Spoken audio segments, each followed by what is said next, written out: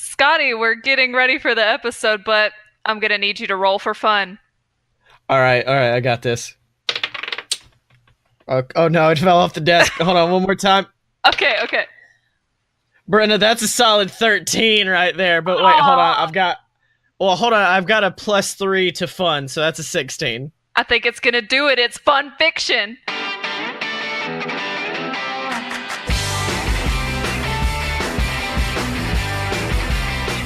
Welcome to Fun Fiction, ladies and gentlemen, the weekly podcast where we journey deep into the world of media and see what us, the fans, what we've created. I'm one of your hosts, Scottye Moore. And I'm the other host, Brenna Clark. What's Hello. Oh my gosh, Brenna. This episode, okay, I'm pumped for this episode. Cause I know we were slightly worried about I don't know, Adventure Zone's kind of a niche thing. I don't know if it's gonna Right. draw in. And then I looked up all the fan fiction about it, and I remember going to Dragon Con last year and seeing an entire floor of people all dressed in Adventure Zone characters, and then I was like, we'll be fine. We'll be fine. I believe in the power of this fan base. It's a beautiful. Okay, so I also realized that this trying to do all 8 arcs of the Adventure Zone crammed into one episode would be like trying to do the entire Harry Potter series. So, Yeah, it would just be gush hour for 2 hours and then yeah, exactly. So I think what we're gonna do is break it up into multiple different episodes, which is why I think we're gonna just start with arcs 1 and 2. The only thing we're allowed to spoil is arcs 1 and 2. God, this is gonna be so hard. It's gonna be real tough. It's gonna be like when me and my lady started re-listening to the show, and she had never heard it. And there's stuff between the first 2 seasons or the first 2 arcs where I am just sitting there driving, white knuckling it, don't say anything! Don't say anything! I can see that because there's so many clues now listening to the Adventure Zone zones Right. that they touch on that I'm like, oh my god. Yeah, so I can understand that. I never thought about that, but yes!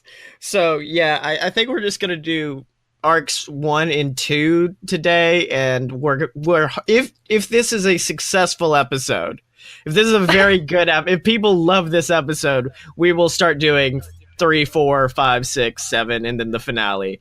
I really don't want to push that responsibility onto our listeners because there's so much good stuff after these 2 arcs. I want to push it on them because now it's up to you guys. You have to choose. Guess what? I'm going to be pressing refresh on our YouTube video to get so many likes or views, whatever. Brenna Clark has created 50 new Google accounts, all of which are constantly liking and watching the video of this episode. Don't underestimate me, Scottye. But yeah, and also I like the idea of not spoiling anything past arc 2 because if people listen to this and they haven't listened to Adventure Zone, I don't want to spoil the amazing things that go down after this. Right, because the ones after this are where the plot gets going. Yeah, this is where you're more introduced to the boys and all this stuff that goes on.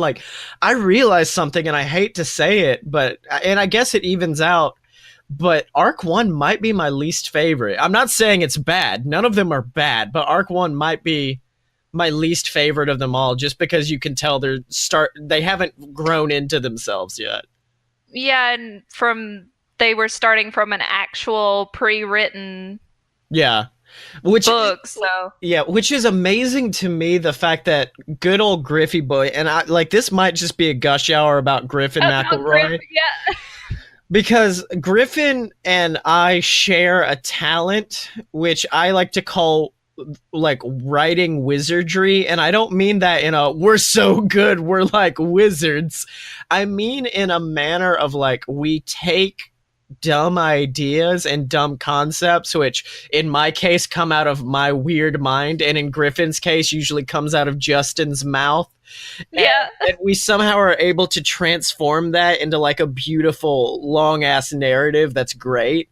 Like like the fact that Griffin was able to slowly, because like the first 3 or 4 episodes you could tell he's like going straight by the book, and I Right. think the introduction of your favorite and mine, Barry Blue Jeans. Berry blue jeans. Good old Barry Blue Jeans is where he was like, wait a minute, I can do whatever I want here. And that's really where it starts to get going. Well, they were talking about that that he's a lot of people's favorite characters, and they said the reason they think that is because that's where they really started to deviate from the story and do their own thing. So he's like the first big change. So Yeah. people grabbed onto him. Can I just say, I used to, when I worked at Build-A-Bear or Build-A-Dinosaur in Orlando, I would always ask them what they were going to name their bear, and if they didn't know, I would usually say 3 names. The first 2 didn't matter because the third was always Barry Blue Jeans, and it let me know who Adventure Zone fans were, because I'd be like Barry Blue Jeans, and I would get a haha, that's funny, or a oh my god, you know. I'm trying to think. Did you try to name my cat that? I may have tried to name your cat Barry Blue Jeans. Brenna, this show has That influenced sounds me. so familiar to me. Yeah. I mean, and also, I mean, this is off topic as well. It's not as much Gush Hour, but like, I don't think this show would have like, fun fiction would not exist without Adventure Zone.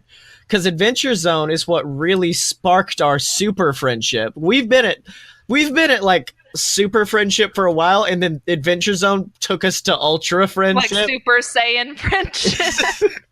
Exactly. You think Super Saiyan? This is a level beyond Super Saiyan friendship. And so that's why I think this show is super important, because it brings people together in like a really great way.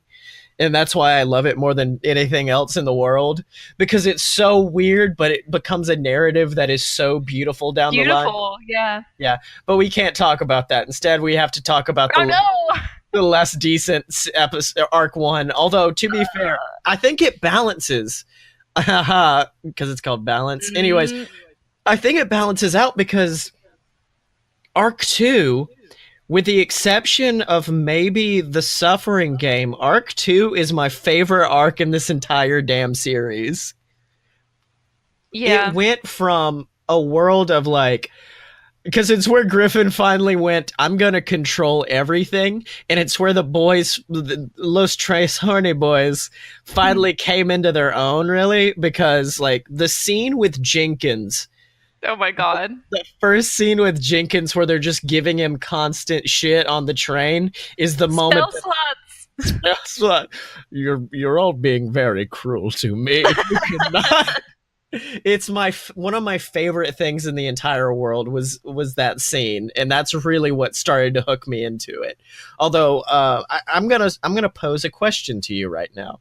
Okay. Who was the better villain?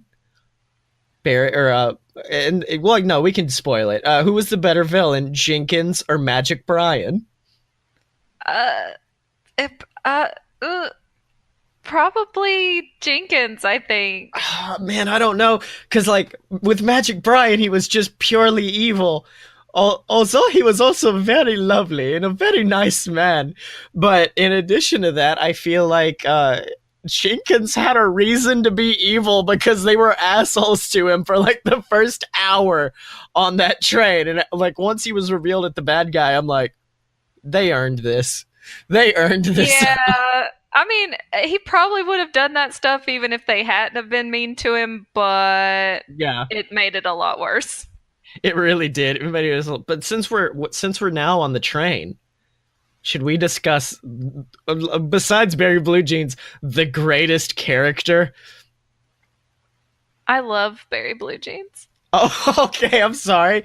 Brenna, like this, a character who, when you announced to the world, I've started listening to this, the world responded back with one name and one name only, and it was Angus, the boy detective McDonald.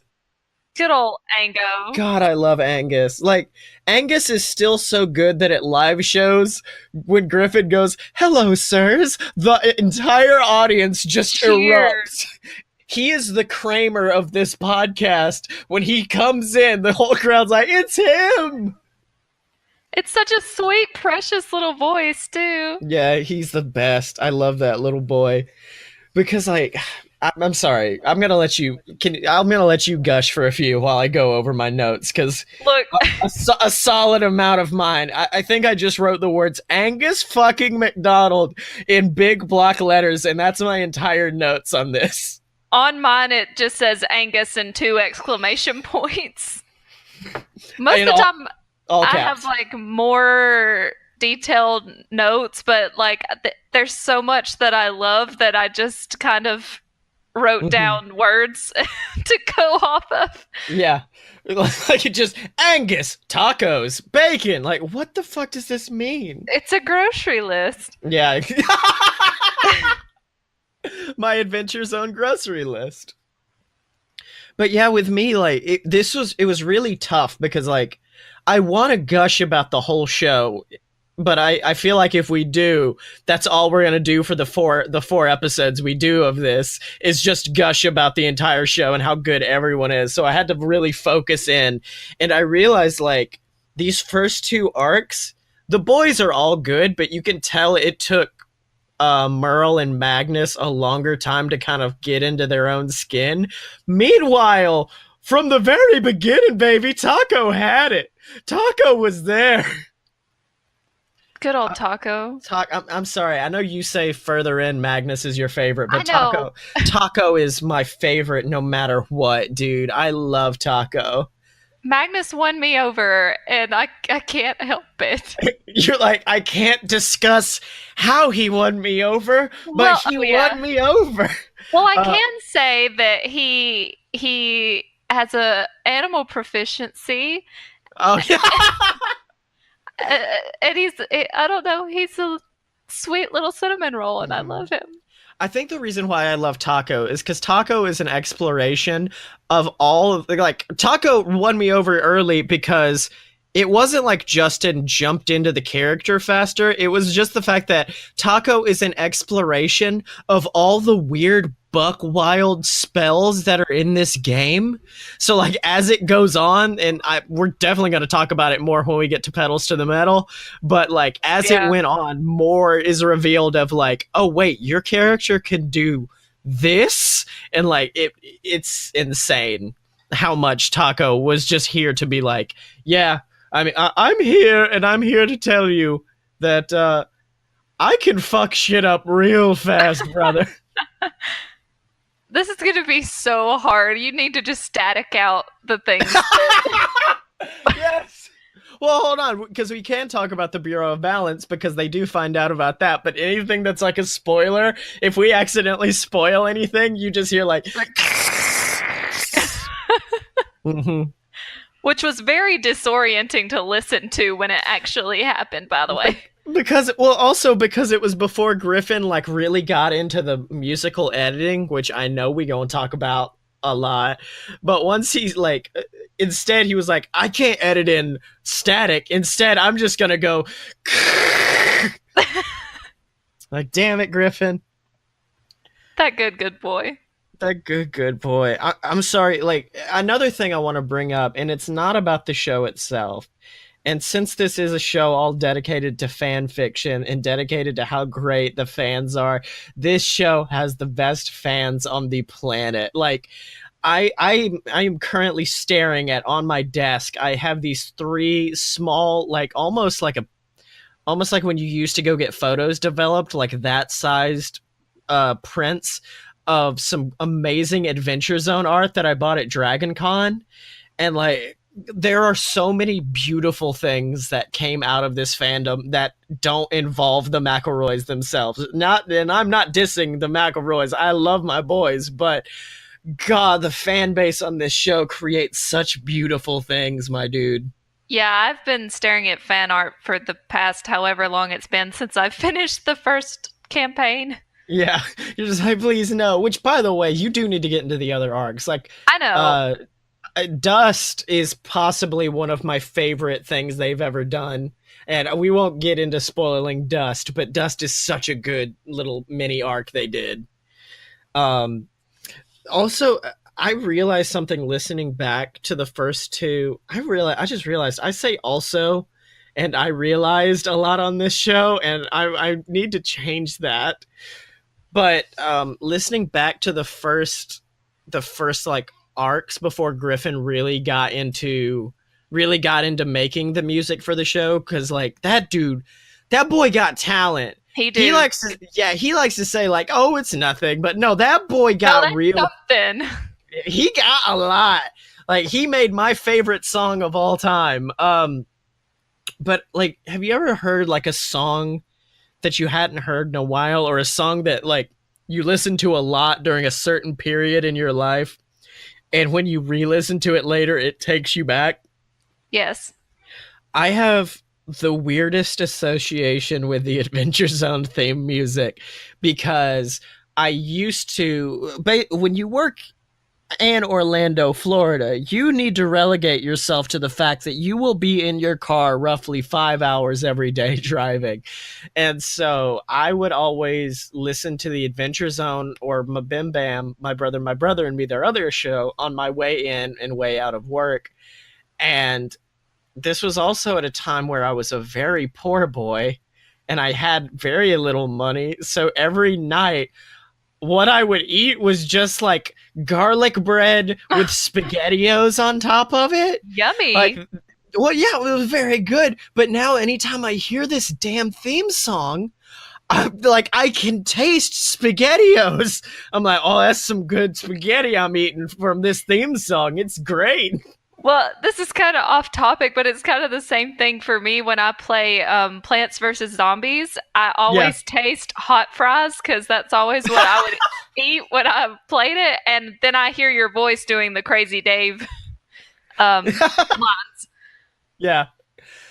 Oh man. So yeah, the Adventure Zone to me means spaghetti. If anyone's ever like, what does this show mean to you? Spaghetti. Spaghetti.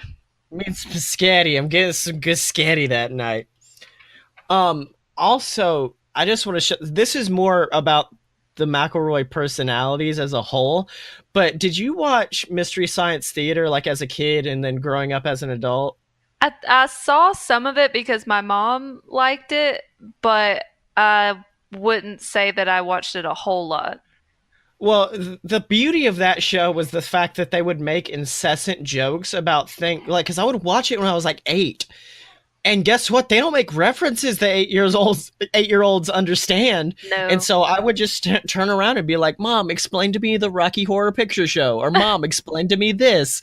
And this show is the like I think of Adventures on almost the same way, wherein they have such a broad, specific humor where you will learn things just from their joking, and it's so good. Hey, Like the they. like. Oh no! Can I bring up Della Reese? I don't know if Oh, they use Della Reese in the. It's a. I don't think they do, but we can static it out. It's fine. Okay. Okay, Merle uses a spell later on where he has to summon an angel, and he summons one of the cast of Touched by the Angel. Is that vague enough Yeah, for? Okay, that's a vague enough spoiler that we should be fine. But yeah, it's those kind of jokes that like not only are they funny, but they're satisfying. Like there's this almost Schadenfreude feeling of like, no one else gets that joke, but I do. This is great. there was one time where it was Clint again who he was doing some spell and he said, "Can I say some magic words?" And Griffin was like, "Sure." And he goes, "Mecha lecca hi, mecha hiney ho." And I was like, "Yes, Clint, yes." Yes, Clint's are the best because Clint's either I don't get it all or it does give me that straight up, oh my god, he just said that feeling. Yeah, because he digs down in the deep, deep references sometimes, and I have to like Google what is the show that he's talking about. What are you saying right now? You are speaking old, and I don't speak old. You are speaking old. Which another thing, like it's still such a like they don't play with it as much in the first two arcs as they do later, but I love the family dichotomy they get into where like there are scenes where Merle is talking about his kids Oh my goodness. and you just feel like, oh no, he's talking about Griffin and Travis and Justin. He's not talking about like anything else. Like, oh, and I know you may have just realized something that you definitely can't bring up. What? No, because there's another big family thing later Oh, on that makes me cry every time, and we'll talk about it when we get to it, this is Brenna. But so oh my, hard, Scotty. this is so difficult. Like, but I want to talk like the majority of the reason I want to do 4 episodes is because there's so many damn good fan fictions that I want to get through them I all. know. Yeah, because like the other day I was looking at them and I was like, wait a minute, no, I really want to read this one. Oh wait, but no, this would spoil something from like the 11th hour, so I can't read this. Oh wait, I want to read this. Oh wait, no, that spoils a major character who comes into play during Crystal Kingdom. Can't do that. Yep. And so it finally reached a point where I was like, wait a minute, why do I have to choose? I can do everything. I have this whole world. But before we get into the world of fan fiction, Brenna, Yes. I want to tell everybody, Brenna, do you like clothes? I wear clothes every day of my life. Oh my God, Brenna. Well, do I have news for you? You Wait, can get. wait. Oh. Roll for persuasion. Okay, hold on. That's a 7. Do I? Am I? Hold on, just let me see. What was I? Persuasion? Oh, I actually have a +3 to persuasion, so I'm gonna say that's a 10. It's a yeah. Okay. Which is that's about as well as I have been persuading people. Yeah. But you can be getting merch with our face on it, shirts with our faces on it, over at merch.alotopurebs.com in the fun fiction section. That's right, B. We finally got our own section on the website. We got enough merch up there Ooh ooh. that I ooh, ooh. So yeah, we've got the one that was kind of Stranger Things inspired that says fun fiction. It actually just has our real faces on it. My favorite one, and this when I buy my fun fiction merch, this is the one I'm getting. Is I did us as Funko Pop figures. It's got fun fiction across it, and then you got a little Pop Brenna and a little Pop Scottye on there. And it's But cute yeah, as hell. it's so fucking cute. And you can get it all over at merch.alotopurebs.com. All right. So B, did I went second last week? Do I get to go first? Well, Is that it? maybe we should roll for initiative. Damn it, Brenna. Okay. Do you want to roll first? Okay. I got a 9. I didn't realize that you actually had your dice out. Yeah, girl. I got a 14, motherfucker. I'm going first. All right. I use Scorching Ray. Okay. I cast Zone of Truth. This is one of the only things I was able to really find that was in the arcs that we're discussing, and it's actually between arcs 1 and 2. So this is between Moonlighting and Rockport, and that's all really it is. And unfortunately, there's no Merle, and I felt bad about that. But it's really Magnus Taco centric, That's and okay. it is by a lovely person named Silent. Oh my God, they have the best name ever. It's spelled Psilent because the P is silent. Oh, I would have just said silent. No, the silent with the P, silent P. Got it. Okay, so let's get into this. Magnus is whittling. He's not sure yet what the end result is going to be. Possibly just a smaller block of wood, but that's not the point. The point is to eat up some time and keep himself busy. He's not sure where the others are, but he's not too worried about that. Robbie, aka Pringles, comes and goes, usually wandering in at odd hours and collapsing straight into bed or floor or table. Merle spends a lot of time outside watching the stars, and Taco suddenly marches into the room, letting the door bang into the wall and swing itself shut behind him. Magnus looks up sharply, knife still halfway through another pull. did something. How much? Taco interrupts, crossing his arms. Magnus frowns. How much what? How much do you figure I owe you? I mean, you got the loafers and I admitted to the gold, so I don't know exactly what you want, and I would really appreciate if you'd stop waiting for me to guess. Magnus slowly sets the wooden block on the table, trying to give himself time to think. That doesn't help. He tilts his head. I have no idea what you're talking about. Taco crosses the room and leans over the table, one hand balled into a fist against his hip, the other slamming down with enough force to make the block jump.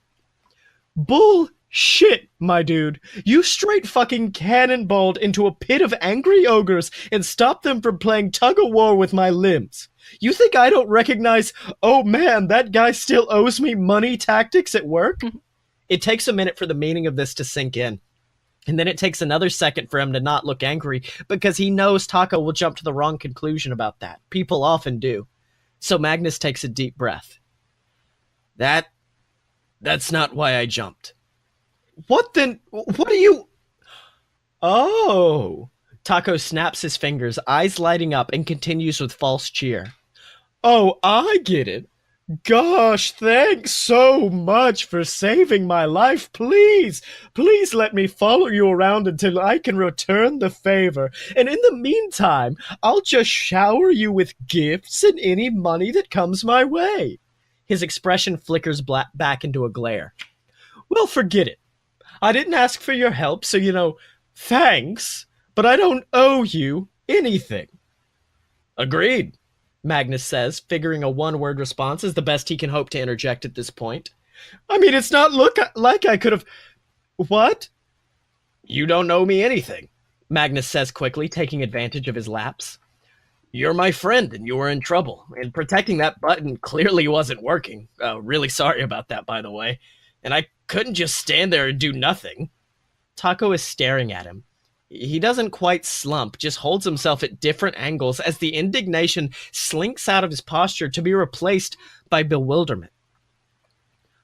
I'm your what? Magnus makes an uncertain journey back through what he thinks he's just said. Friend? I mean, I think we could be, if we're not yet. He tries for a winning smile. Taco's entire face contorts into an expression of sheer horrified disbelief. Okay, no, I take it back. You have to let me repay you. Somehow. Anything. I don't do this. You don't do friendship? Yes. No, I don't. Emotional attachment. No, I don't. With a well-exercised skill, Magnus does not glance down at the very old knife in his hand, and he does not let his thoughts wander to the past, and he does not sigh. He just nods and says, I can understand that. Slowly, Taco exhales, pulls out the chair from across from Magnus, and sits, drumming his fingers on the table. So, what do you want? Magnus contemplates this. Well, no dogs on the moon, he says glumly. What? Just thinking out loud. Dude, no, I could totally magic you up a dog, my man. Imagine the endless hilarity of trying to keep that a secret from the director. And Robbie. Taco scoffs. Oh yeah, Robbie's gonna be the one to narc on someone else about a dog. It might be fun, Magnus says, daring to let a hypothetical four-legged and floppy-eared shape start to form in his mind's eye. A secret dog. Taco sits up straighter, sharper. No, that's starting to sound like a friendship thing, he says accusatory. Something else? The dog shape poofs back into his idle imagination. Oh well, Magnus can't stomach the thought of anything happening to the real thing anyways. He stares at the block of wood between them on the table and tries to think. He hazards. Would you mind switching bunks? The drumming of Taco's fingers on the table stops so abruptly it's almost more startling than a sudden loud noise would have been. Switch bunks. Yeah, Magnus shrugged, sheepish. I kind of wanted a bottom bunk, but you and Merle took them pretty fast, and I figure it didn't really matter. Taco is staring again. We took them, he says slowly, and keeps staring like he's waiting for Magnus to get something. Magnus blinks at him in a way that he hopes conveys the message, yeah, you'll be waiting a while on that one, buddy. Yes? Taco seems to give up, shakes his head. You saved my life. Yes? And in return, you want to switch bunks. Magnus rolls his eyes.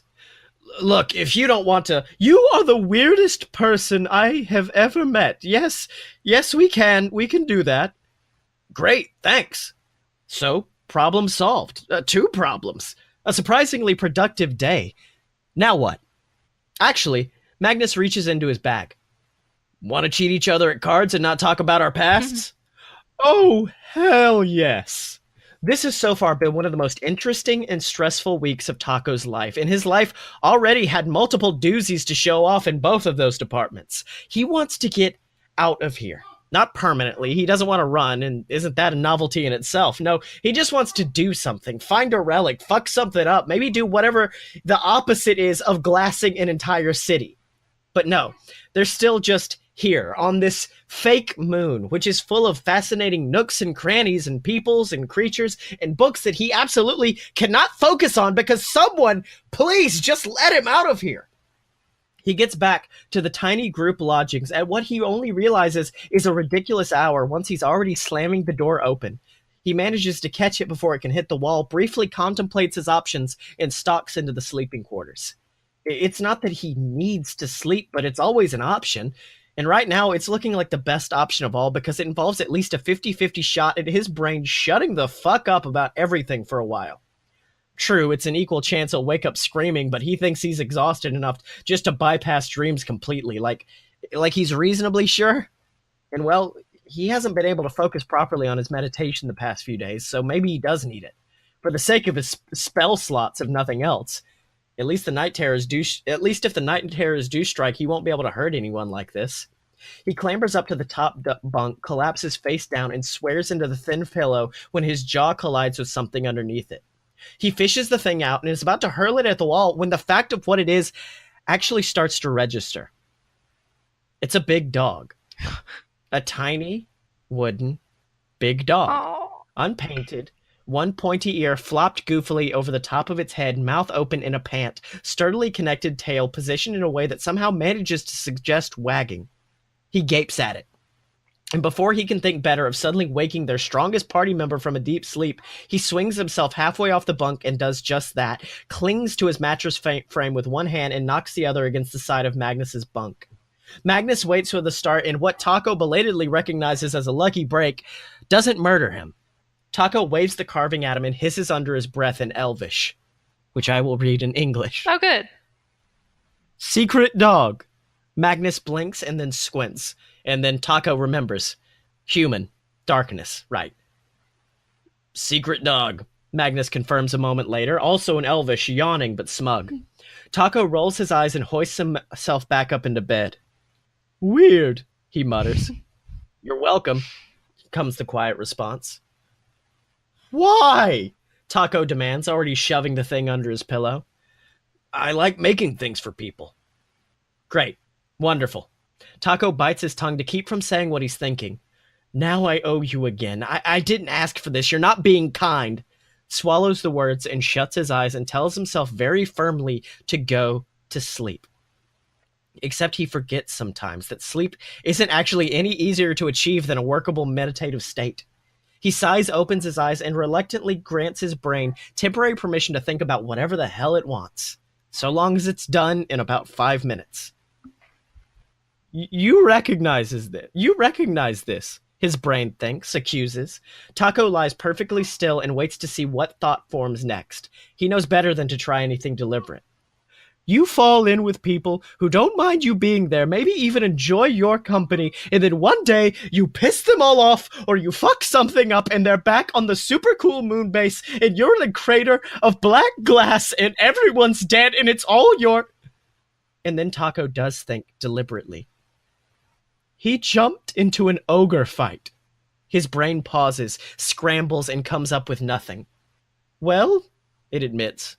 Yeah, that's a new one. Taco stares up at the ceiling for a bit, letting his thoughts chase themselves in circles until they burn out. Then he shuts his eyes, mutters, Super weird. And rolls over and into a dreamless sleep. Anyways, he actually won the card game, so it's fine to keep the dog. The end. Oh, that was a sweet little story.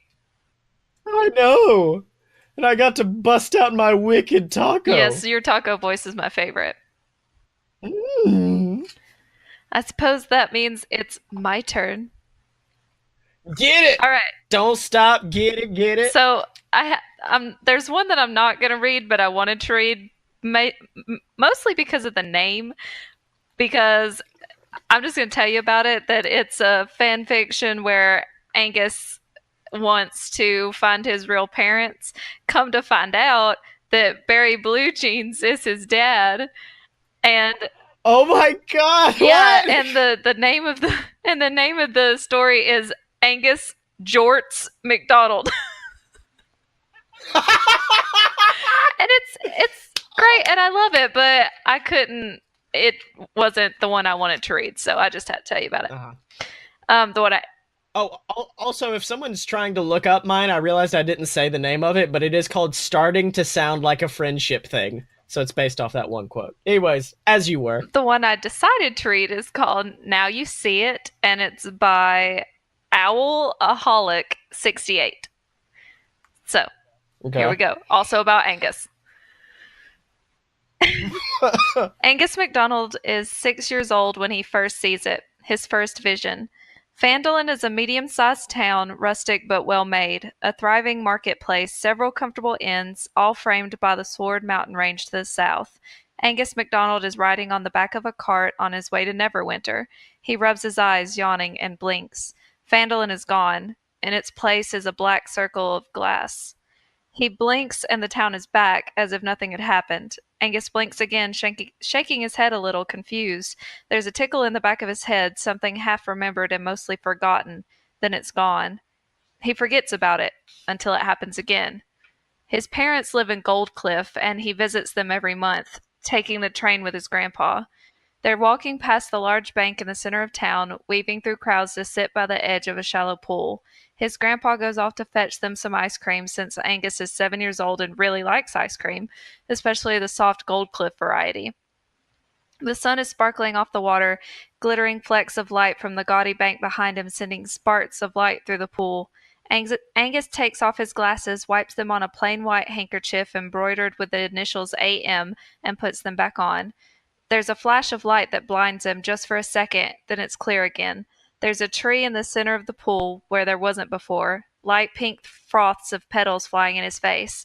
Angus stands. He doesn't look away, afraid that his vision, if that's what it really is, will disappear if he does. He walks forward, unconcerned with the water that's soaking the hem of his pants and his shoes and his nice socks, wading through the pool towards the tree. There's 3 people standing around it, but he doesn't bother with them, focusing instead on the tree. It looks strange, almost as if there are 2 people inside of it. Angus, what are you doing? His grandpa's voice snaps him out of it. The old man is standing on the edge of the pool, 2 ice cream cones in his hands. I'm sorry, he calls out, wading back to solid ground, his clothing wet and heavy. I don't know what happened, sir. I thought I saw. He looks back and sees no tree, no other people in the water. I thought I saw something. I'm sorry. I'm very sorry, sir. His grandpa sighs and hands him an ice cream cone. Well, They're writing Angus so I know, right? accurately. Well, just don't do it again. The currents can get pretty strong in the middle of the river. Now come on, there's someone we need to go see. He looks over his shoulder once again as they walk away, but nothing's there. Angus MacDonald is 8 years old when he sees a man fall out of the sky. He won't stop thinking about it, and eventually he tells someone, and then they tell someone else, and a week later he finds himself in a dim room with dusty magical tomes and shelves of potions around him. Look in this bowl. An old man? Woman? Instructs him, pushing a bowl of water into his hands. He looks down dutifully. The best seer in all of Rockport, according to the rumors, and the MacDonald family wanted nothing but the best for their son. Of course, they really just wanted him to stop bothering them with his imaginary visions. Now, what do you see? Me, he whispers. His own reflection stares back up at him, looking slightly disappointed. Just me. Was I supposed to see something special? No, that was just to make sure you weren't lying, they say, taking the bowl from him, chuckling a bit under their breath. Can never be too sure. Now tell me about these visions. Are they of the past or the future?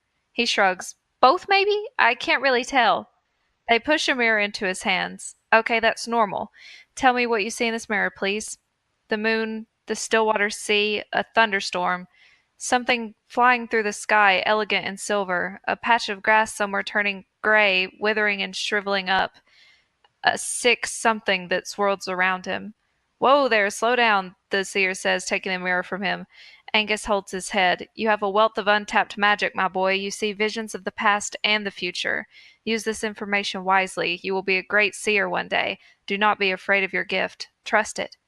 Without any further ado, they kick him out of their hut and into the bright Rockport day.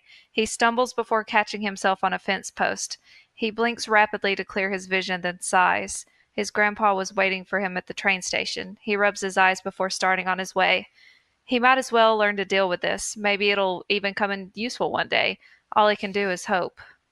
The train back to Neverwinter is smooth, the hours being eaten up as they pass through the mountains, then wavy plains of wheat, then more mountains. Angus is reading a book, a new series called Caleb Cleveland Kid Cop. It's wonderful so far, the mystery keeping him on edge, or it had been until he solved the murder halfway through. He taps his fingers on the table, then stops himself. He folds his hands on his lap. There are only a few other passengers on this train. Angus looks to his right at the empty booths across the aisle, except they're not empty. With a dizzying flash, he sees himself sitting there, looking older, though only by a few years. I can explain everything if you come with me to my sleeper car, Angus is saying, looking up at the three men. Well, he's looking up at two of them and slightly down at the other. All three of them have their backs to him, so he can't see their faces. There might be prying eyes and listening ears. Angus, in real life, slowly stands and follows his vision self down the corridor of the train. He can't tell if it's the same train or if it just looks like it. He quickly tries to analyze his own appearance. Fancy outfit, blue tweed, with a smart-looking dark blue cap over his curls. Not something he owns, so definitely in the future. Future him also has a small blue book, a small packet of what looks like tools, and a magnifying glass. Vision Angus has a wonderfully luxurious sleeper car, which seems a bit odd since he is clearly still young. My name is Angus MacDonald, that part you already know. This is so disorienting, listening to his own voice, watching himself talk. I am, and I'm not being braggy because my grandpa says not to do that, but I am the world's greatest detective. A detective? This must be the future. Angus is a detective. The train jolts and Angus stumbles, one hand on the wall of the car to stay upright. The vision disappears between one blink and the next, like a soap bubble popping. He frowns. What did that one even mean? But Angus is going to be a detective one day, the world's greatest detective. He might as well start here. The end. Oh my god, I love it! I know, it's so good. I love that it gives him like superpowers. I know. He's magic. He has visions. Well, not only that, that also explains like how this young boy is the world's greatest detective. It's like Psych. Yeah, exactly. Yeah, exactly. So yeah, damn, that one was good. I really enjoyed that one. But now, Brenna, it's time to get into it. But before we get into it, I want to remind everybody that they can get into our Patreon over at Patreon. There's a party in our Patreon, and you can join over at patreon.com/a load of BS. We appreciate it. You get shouted out on a load of BS every single week if you do, ladies and gentlemen, and you'd be supporting all the BS Network programs. So not just fun fiction, but also a load of BS, Fight Boys, and Opposite Attractions. And it's with your support that we can keep making more shows and more fantastic things. But now it's time, Brenna, to get into my fan fiction for the week, which is going to be a little bit different because I thought with mine, I mean, I think I could have explored like the characters themselves, but like one of my favorite things that Griffin started doing was it's the same problem I had when I played D&D for Queasel Corp or my pseudo D&D game, and it's the fact that during these first arcs and during the beginning, no one really gives a shit about what they're doing. So they're like, yeah, we'll destroy the whole city of Phandalin. Oh yeah, we'll do this. And they don't really think about what The repercussions. the repercussions. And so I wanted to explore those repercussions with mine. And so let's just get it going. Our story begins in the beautiful city of Phandalin. As we look over the city, we see people happily moving in and out of various buildings as shops begin to open, the sun peeking over the horizon. We continue our trek to a small farm just outside of the city known as the Rosenthorn Farms. Now we slowly make our way up the staircase of the Rosenthorn homestead to see a young girl not 12 years old in her bed. Her name?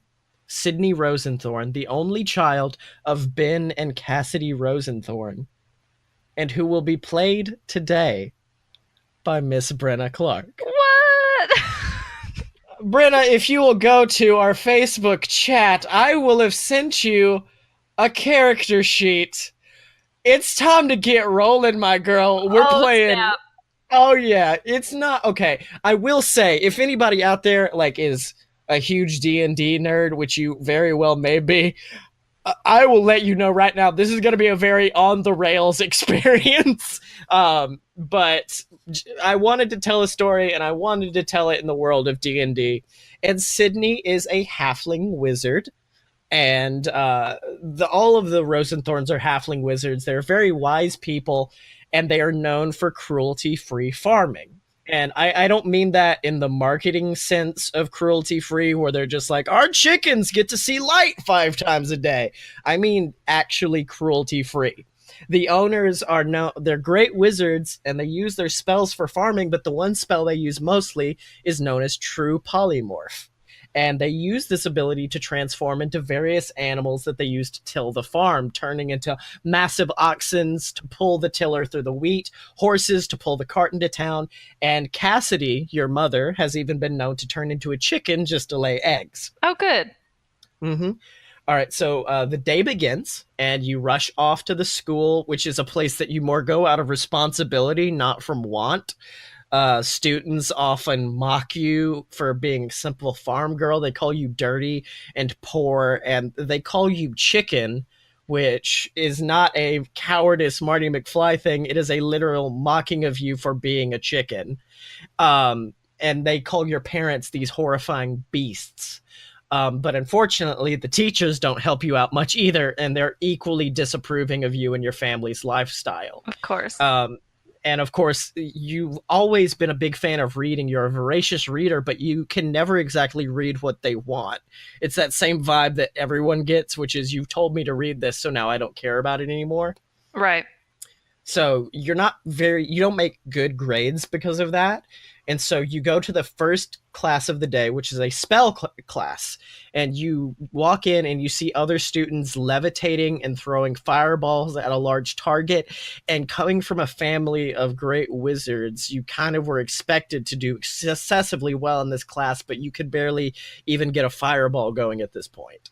And so the bell rings as the teacher takes his place in front of the class, looking at all of you, and even gives you like a small sympathetic smile.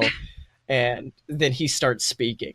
All right, everyone sit down, sit down. Well, Miss Rosenthorn, I believe you may actually have an advantage in today's class, as we are going to be learning a very advanced spell for our age, but of course, we are learning True Polymorph.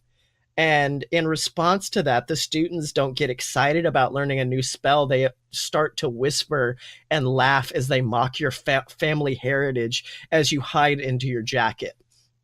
And so the teacher goes, all right, everyone, calm down, calm down. Now, I want you to take one of these cards from within this hat. And on this card will be an animal. And this animal will, of course, be what you learn to polymorph into today. And so he goes in and he starts passing out these different notes to everybody. And then he walks up to you and pats you on the shoulder with a smile. And he sighs, and there's only one card left. And you pull it out, and it has one simple word on it: chicken. What do you do? I I mean, I'm in class. I guess I'm gonna do it. All right, if you could please roll plus Arcana for me. Oh, snap. This is gonna be okay. Oh! It's a crit miss. Oh no, Brenna! Oh, this is the best thing that could have happened to me. Oh no. Okay, so I think on just like a normal bad save, you would have cast it on yourself and nothing would have happened, which the students would have mocked you for anyways. Instead, this time, I think it doesn't work externally, but you have somehow began to hypnotize yourself, Oh and now you no. are walking around still human form but acting like a chicken. So you are walking around like with your arms in, just like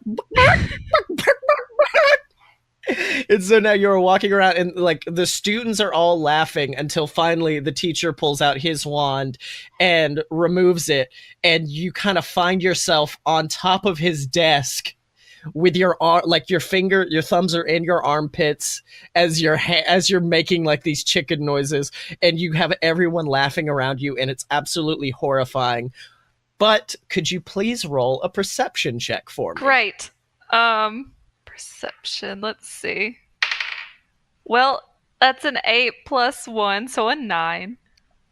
Okay. I think I don't know if you look directly at this person, but you notice one person in the back who does not seem to be laughing. They're sort of a larger child, and they're just kind of staring at you sadly. You've never really noticed them before. They've been sitting behind you, and you don't really look at the class a lot, but you see this one kid, and he's more sympathetic to your cause. But like I said, this is not something you specifically notice to be a big deal. It's just something you see out of the corner of your Right. eye. Um, so after the end of the school day, the school's pouring out, and you start walking towards home, I would assume. Yeah, probably. hmm But unfortunately, before that, you hear, "Hey, Rosenthorn, No, great. what's how you doing, chicken?" And then up walks. I didn't give this guy a name, but I think I'm just gonna call him like Johnny piece of shit. Sure. So Johnny piece of shit and his two friends walks up to you, and he's just like, "I sure loved your show earlier today. I mean, I think I would have preferred, honestly, if you hadn't just pretended to be a chicken. We all know you're bad at what you do. You don't have to fake it for everybody." I mean, do you have a reply, or are you just kind of staring I, down? I'm not gonna deem this butthole with a response. Okay. Well, then after that, he's now mad. He's like, "Hey," and he shoves you back. He goes, "You ain't gonna talk? You ain't gonna talk, chicken? You certainly seem to be barking a lot earlier today." And then, like, his two friends behind him are like, "Yeah, he's doing some noises." And they start laughing back and forth. Do you say anything else now? I don't want to. Yes, but hold on. I want to. Uh, oh, can I cast a spell?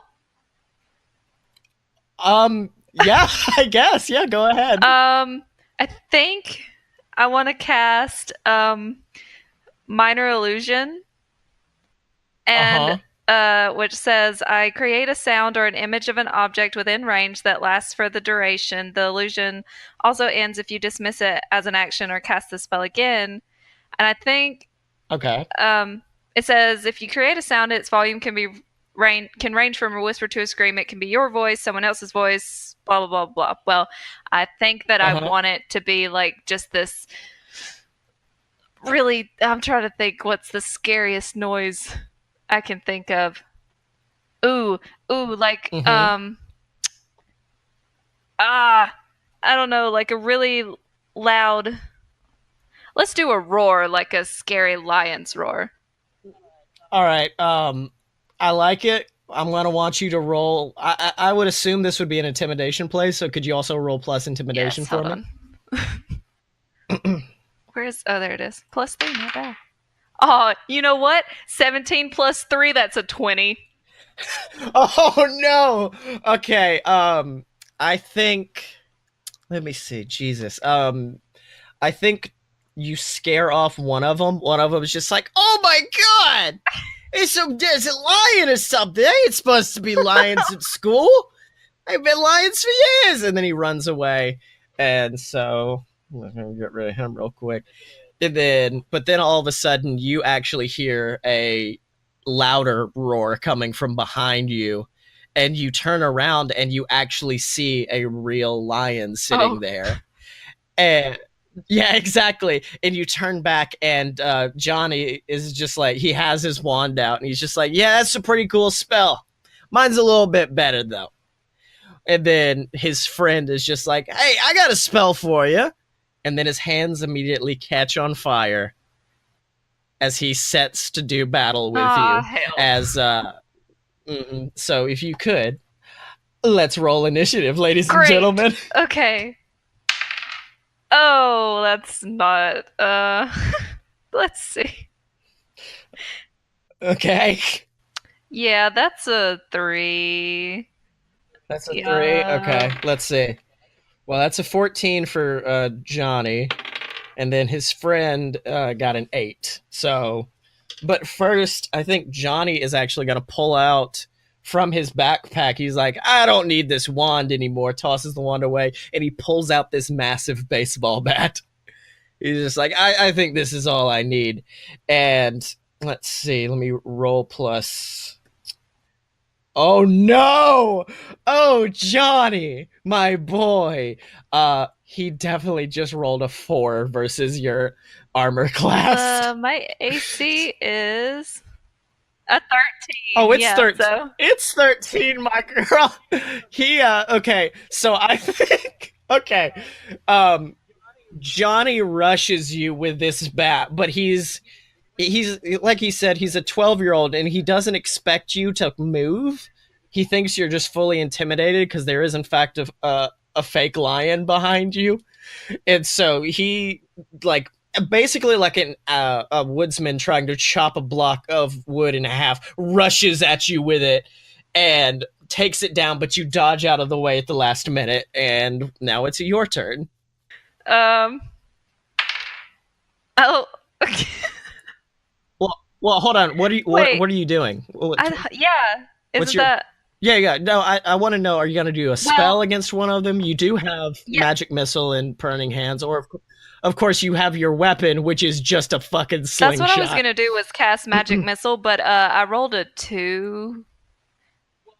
Well, actually, I'm fairly sure magic missile does not require magic missile. I don't think you actually have to Oh, roll okay. for it. Um, so yeah, Brenna creates, or I'm sorry, Sydney creates 3 glowing darts of magical force. Each dart hits a creature. Are you going all in on one of them, our boys? Or are you gonna do? I want to Or are you gonna I want to spread spread it? it, but I'm not like this is non-lethal damage, right? Sure, dog. Okay. It's fine. All right. A dart deals 1d4 plus 1 force of damage. Okay. So you're gonna. Do you have someone you want to focus on, or are you gonna just? Probably Johnny piece of Because shit. okay, so Johnny piece of shit. All right, roll a Oh d4 gosh. for your for your 2 attacks on Johnny piece of shit. Okay. Well, 2, Okay. 3. All right, and then roll one for other guy, or unless you want to keep attacking Johnny piece of No, I shit. want to hit the other guy too. A 4. 4. Okay. Whew. I thought this battle was gonna go a lot different. Okay. So now other guy. I picked a race that does not have any spells, so I guess he also is just like, I'm not gonna use my cool flaming hands. I'm gonna use my baseball bat as well. So he pulls out a baseball bat, and I guess I mean he rushes you. He tries to go for another attack. Let's see if this one lands. Oh no, Brenna, that's an 8. So now this dude also rushes you. Fucking okay. This dude rushes you, and then basically it's the exact same thing, except I think he might trip and actually land on top of Johnny, and so now they're both kind of stuck Oh, there good. together. I foresaw this battle going a lot differently. I'm kicking ass. I know, damn it. All right, and then top of the order goes back to Johnny. So, I think at this point, Johnny, since I'm going to assume that all of your spells that you've learned, I think Johnny has learned as well. It Probably. was yeah, so I'm going to say that Johnny actually casts okay. Yeah, Johnny goes, I like that missile, but I got something a little bit hotter. And then he casts Burning Hands. As he holds his hands with thumbs touching and fingers spread, a thin sheet of flames shoots forth from his outstretched fingertips. Each creature in a 15-foot cone in front of him must make a dexterity saving throw. A creature takes 3d6 fire damage on a failed save or half as much damage on a successful one. So roll dexterity. Okay. That's a Oh 2. no. Whew, okay, Brenna. You take 3d6 fire damage. Great. Oh no, I feel really bad. I didn't want it to go down like this. Yeah, I'm gonna be dead. Okay, that's a 1. No, you may be good. A 3, so that's 4. Uh-huh. And a 1 again. Okay. I got 2 hit points. Yeah, that's okay, but it's now back to your turn. Oh, well, if he wants to play with fire, then I think I will return with fire. Oh no. Are you also casting Burning Hands? Yes. Oh, this is a real abraca fuck you moment. Okay. And also I think since they're both right next to each other and this is kind of an AoE, um it should be we should be fine. Fun fact, these boys real weak. Like they have no bonus stats or anything. So, let's see. Come on, baby. We've had shitty rolls here on Team Shithead. Yep. That is a 5. Shitting hell. Okay. Hold on. That one fell off my desk. Okay. Okay, there we go. That's a 19. Okay, now roll your 3 d6. My D6. That's a 2. Okay. That's a 6. Shitting Oh, hell, that Brenna. one fell off. Sorry. That's a 4. So 11. Right? No, 12. Sorry. Okay, well, firstly, they're definitely both dead. Not dead. Non-lethal damage. It's not lethal. I just set them on fire. It's No. fine. Friendly fire. That's a thing. Okay, so yeah, they're both down, and you think you're fine when suddenly from behind you, you feel. Hold on, let me make sure this roll works. And this is just me being a dick.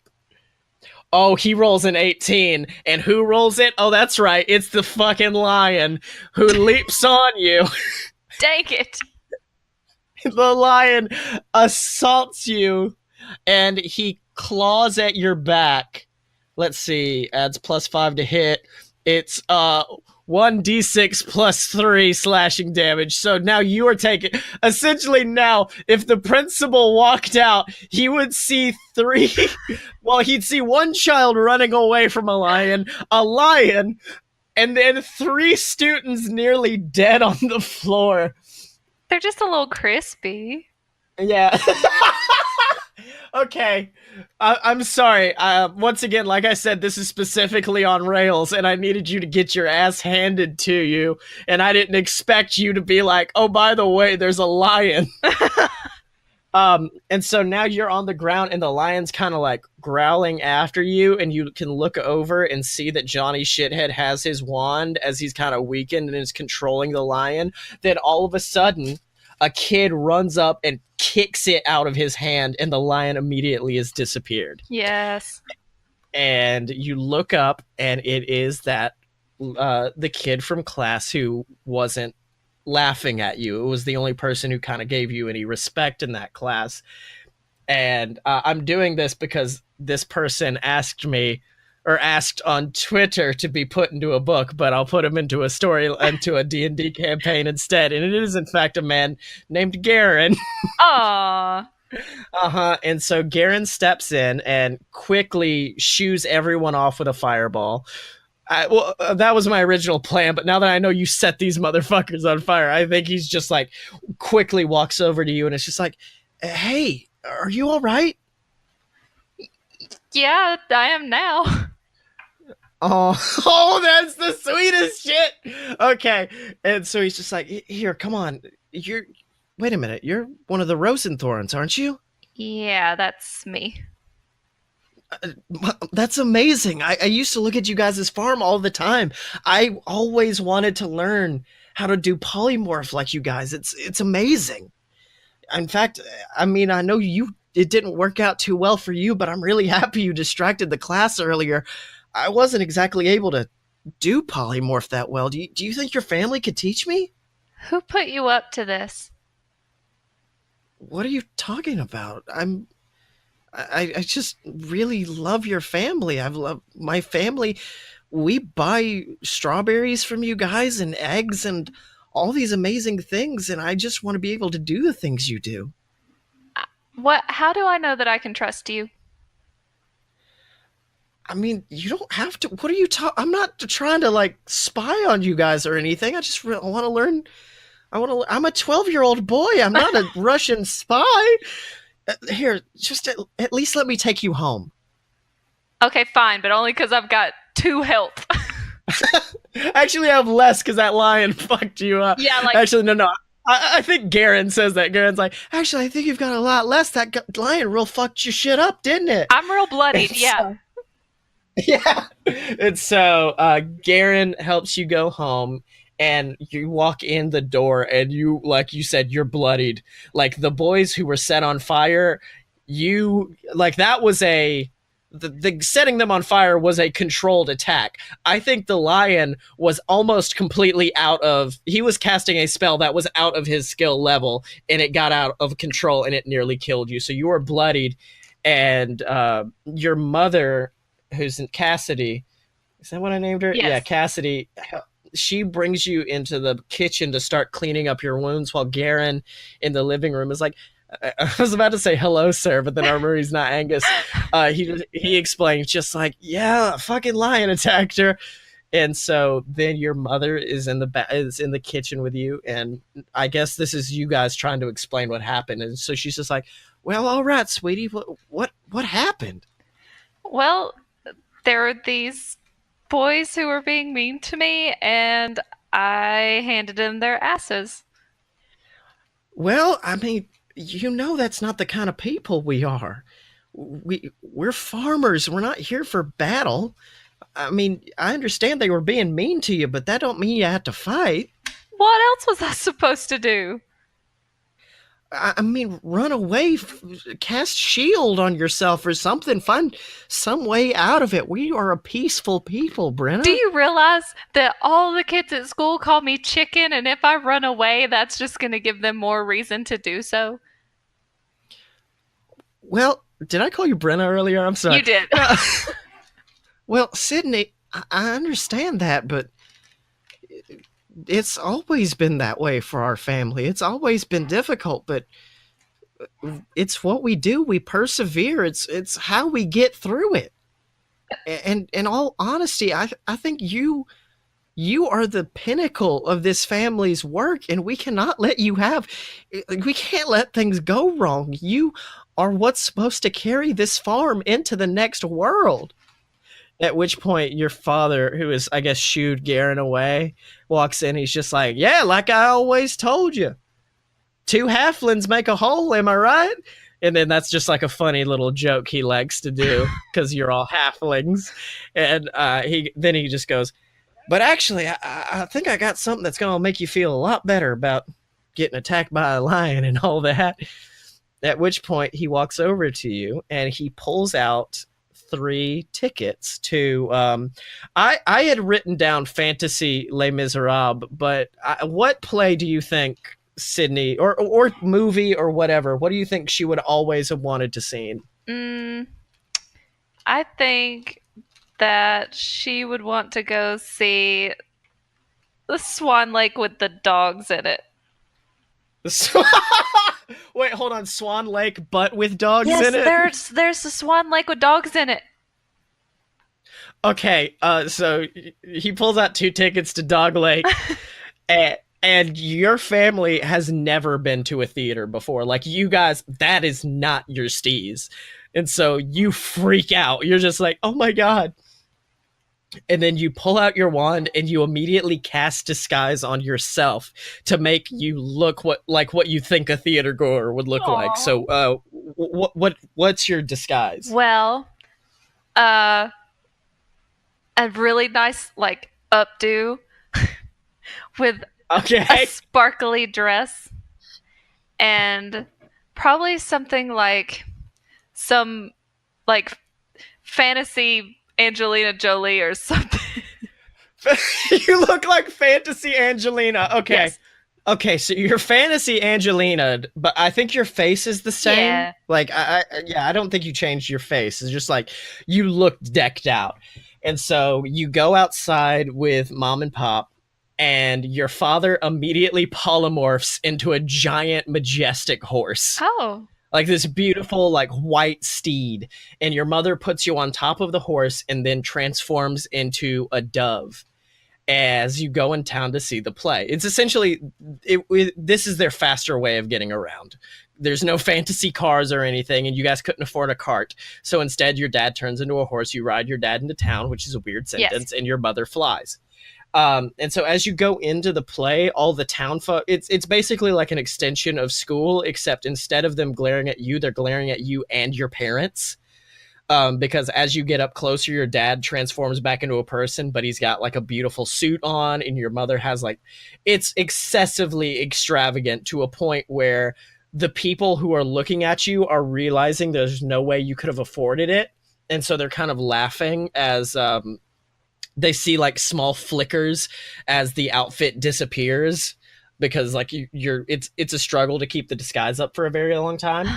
But it doesn't really seem to bother you as a character because you're getting to go see Dog Lake, Yeah. and you're really pumped about it. And so you guys go see Dog Lake. I think it was a fantastic show, really good. The dogs did stunts, and it was really nice. There was sick dog stunts, Sweet flips. sweet dog flips, and then after the show, you and your parents decide to walk around town, around the theater before you guys head back. Your dad adjusts his arcane bow tie, and you pass into an alleyway near the theater when suddenly 2 elves approach you, a male and a female. The male has a long tabard sporting a large spider, and he smiles as your father gets between you and your mother. The male asks where to find the mines as your father panics, knowing what's within the mines. Because I think the fire gauntlet, I think that's something everyone knows about. It's just a matter of like, we don't go there, we don't talk about it. And so your father is just like, how do you know about that? You're And not about to Batman me, are you? shut up. Scotty? It's it's so your dad just like, well, hold on, look here, you can't go there. What lurks within there is dangerous. And the man responds just, well, I understand that, but this is very important. What I have to do. You don't understand. I've worked for, and then static, and we have no idea what he's saying. At which point the female elf walks forward and goes, "Honey, you're doing the static thing again. We need you to talk more clearly." And he goes, "I'm sorry, I'm sorry. I just need to know where the mine is, and I need you to make a dexterity saving throw." Shoot. Okay. What is happening? A 9.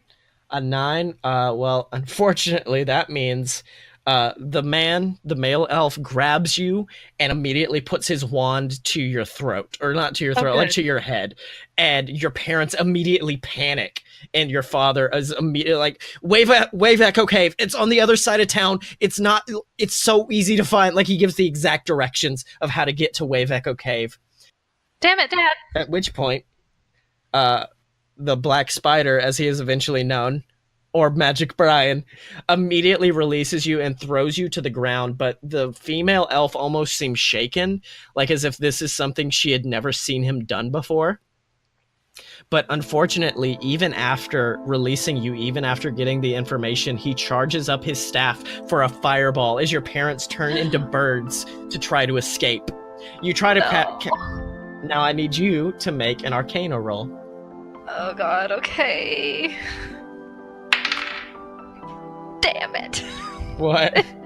4 plus 2 is 6.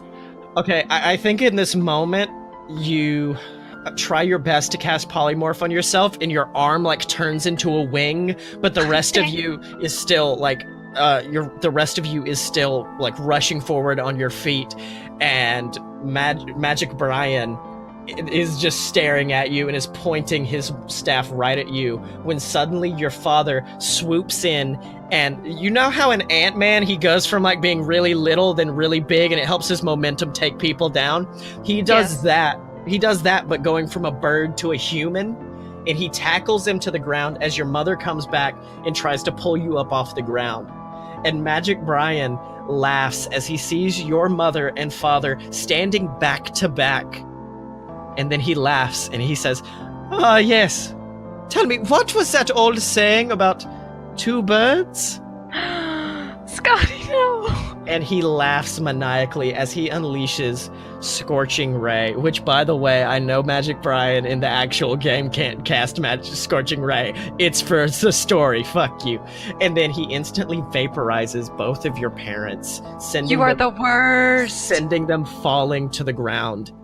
He slowly offers you his hand to lift you up as he laughs quietly. Bitch, no. And as you I don't take it. I don't take it. You push him away, and he just laughs at this again. As he shoves you away, you notice on his left hand, a small metal bracer, which contains 2 intersecting triangles. And you're now just staring into the puddle on the ground where your parents are laying, and you actually see a dirtied feather that was from your father, and you find one from your mother, and you hold them close. Meanwhile, the female elf is screaming at Brian, "What are you doing? This is not why we are here. You don't understand. This is not what kind of person you are. This mission, this has changed you more than anything in the entire world, and I cannot stand by your side again. I'm sorry." And she runs away in disgust as he laughs, and he pulls from his pocket a small vial containing a black widow spider, which he throws on the ground and says, "Fine, I get to keep the spiders though." And then he casts Enlarge Reduce on this small spider, causing it to become massive. You stare up in horror as this spider crawls over you, towering above the buildings, headed straight for Wave Echo Cave. The female elf looks at you solemnly, like terrified, and she says, "It would probably be best if you got out of here." Where do you go? Well, I mean, my parents are dead. Where do I go? I mean, I have nowhere to go. I might as well just... I mean, is she gonna...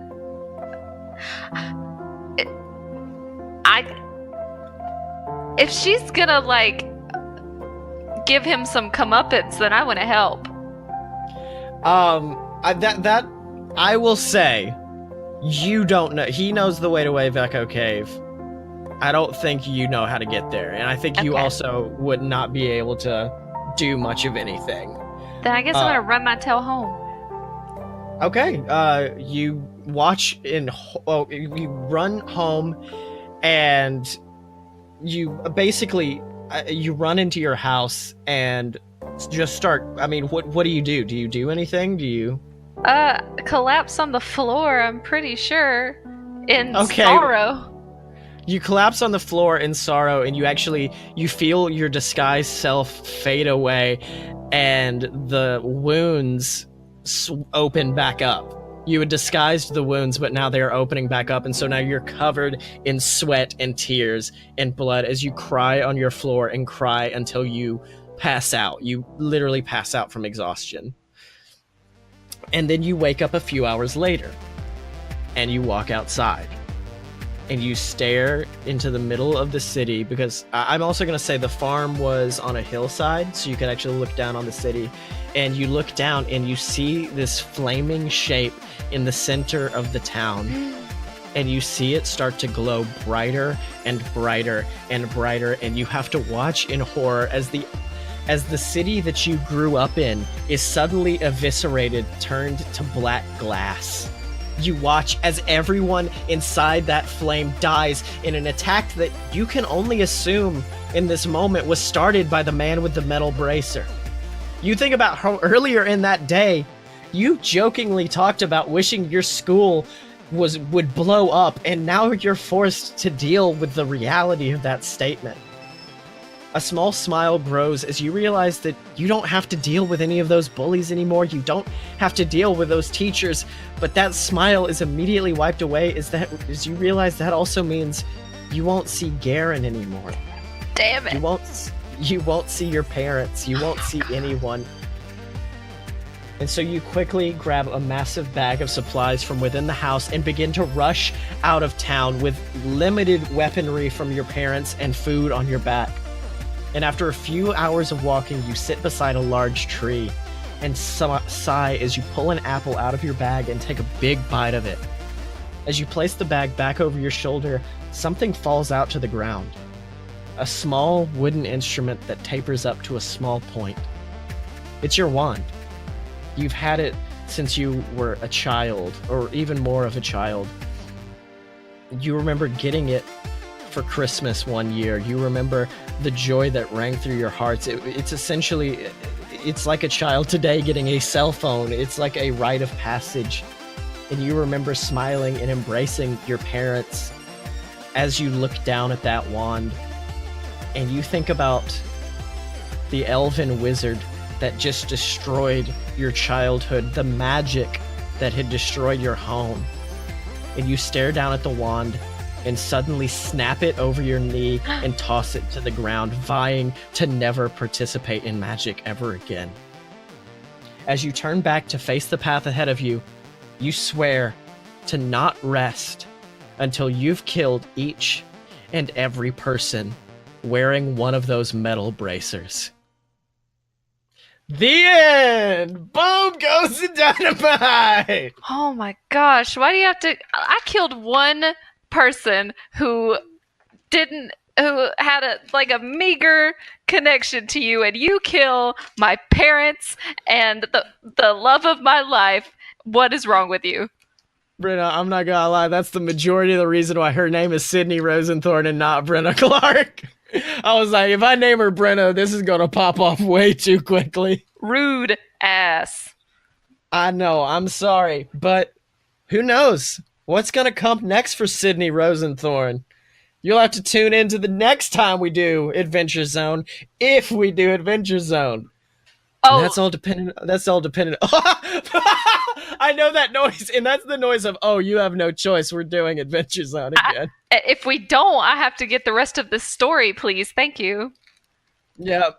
So yeah, Brenna, that was the podcast. I'm sorry, everyone, for it being a little bit long. I've never DM'd anything in actual D&D before, so yeah, that was exciting. I really want to do another Taz thing like this. So yeah, Brenna, where can they find you on the internet? Well, you can follow me on Twitter at Brennasaur, BRENNASAUR,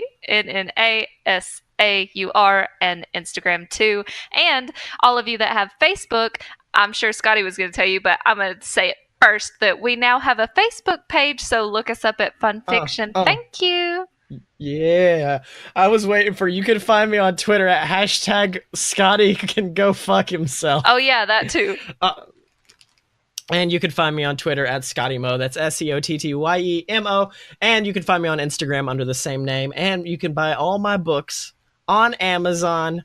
There's Queasel Corp Risen, Queasel Corp Revelations.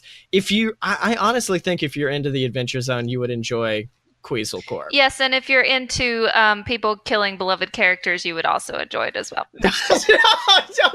Don't do that. And then you can also buy BS versus the Gods, the book where me and my co-host on a load of BS, Blake Tanner, fight off Grecian gods in what's like if Supernatural and American Gods had a baby, a drunk baby, it would be that. And you know what, Brenna, you got to talk about our Facebook, but I want to talk about the fact that we did another show. We did. We cheated on fun fiction. We cheated. Well, not even because we talked about fun fiction for the majority of it, but we joined our good buddy Zach on the show Nerds Who Make. And I don't know if that's going to come out Tuesday or Monday, but or Sunday. Hopefully, yeah, but check out Nerds Who Make, and sometime in the next week, an episode with me and B will be up on there, and you guys will enjoy it. It was a good time. I want to have Zach on Opposite Attractions because he's a Disney nerd like I am.